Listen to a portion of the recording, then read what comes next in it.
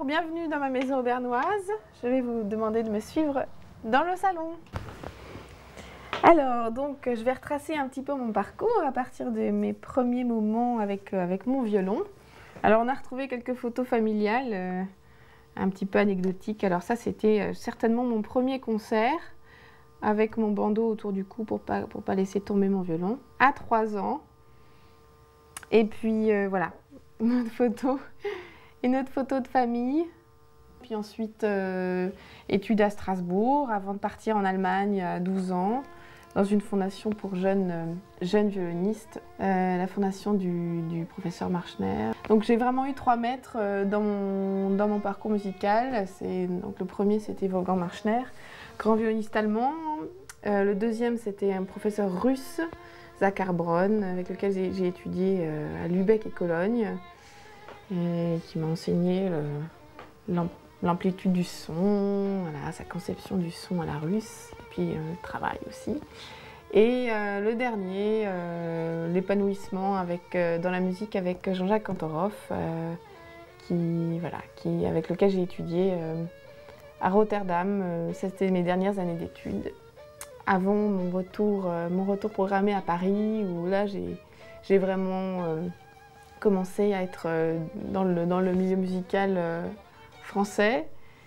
Et donc mon prix de la Fondation Alsace est intervenu pendant mes études avec Wolfgang Marchner, donc à l'âge de 14 ans. Et je me souviens encore très bien du moment où je suis passée devant les jurys. Je me souviens que j'avais joué un caprice de Wieniawski, et puis il me semble un mouvement d'une sonate de Geminiani aussi. Donc tout ça violon seul. Et puis je me souviens aussi très bien de la soirée de remise des prix. J'avais été très impressionnée de voir que j'étais dans la même promotion que Paul Meyer. Et je me disais, j'espère que ça me portera chance dans ma carrière.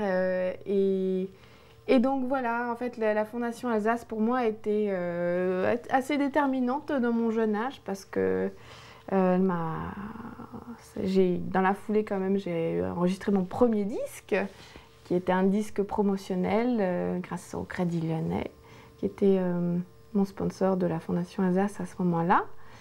Et puis également beaucoup de concerts qui sont en suivi. Et puis ça m'a donné confiance.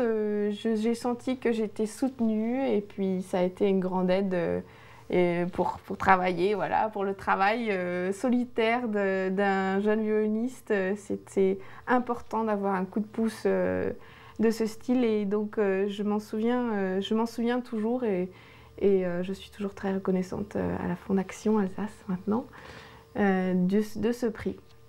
Alors, concernant mon avenir, j'ai la chance d'intégrer en septembre prochain l'Orchestre national du Capitole de Toulouse en tant que super soliste. Et cet orchestre a un tout nouveau chef russe, Tougan Sokiev.